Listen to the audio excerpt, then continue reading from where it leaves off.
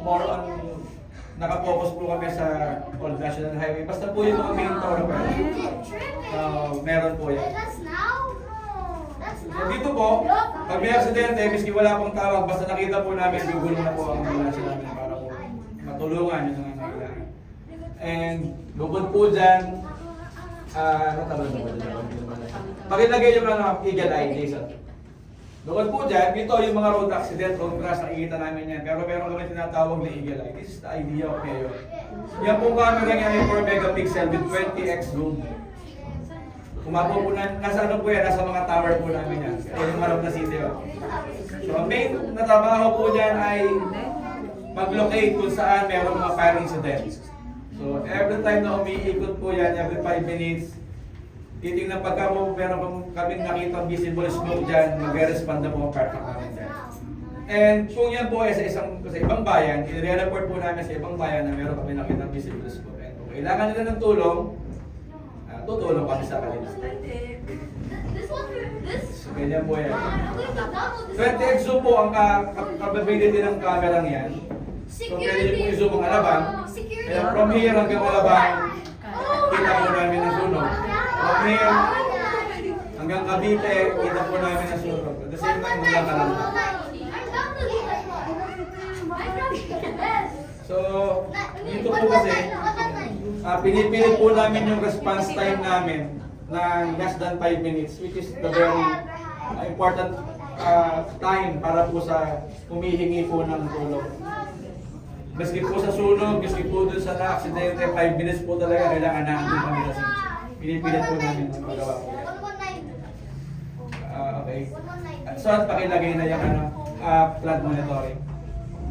Dito rin po sa command center namin na to, binabantayan ang bagyo. Okay, parating yung bagyo, makikita nyo sa kaliwang part ng, ayan po ang mapa ng Pilipinas. Pag pumasok po yan sa AOR ng Philippine Responsibility Agency, ina-activate na po namin ang aming EOC para po i-monitor ang bagyo. And yung mga camera yan, yan po ay ilog natin, kumabaw po lang yan.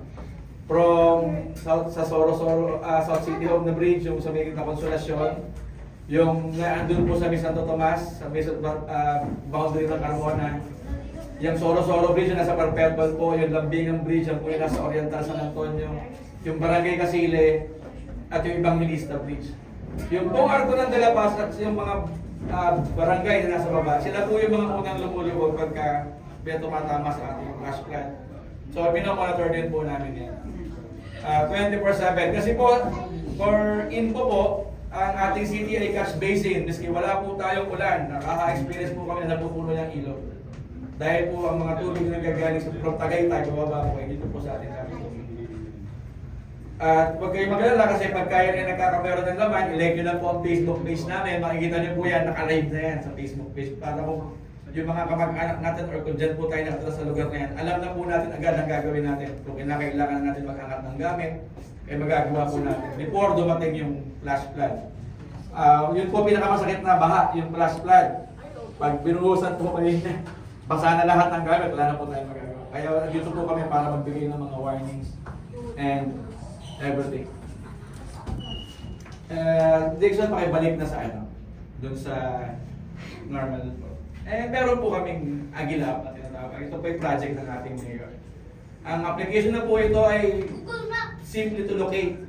Kung nasaan po kayo, kapag kayo ay nangangailangan ng tulong.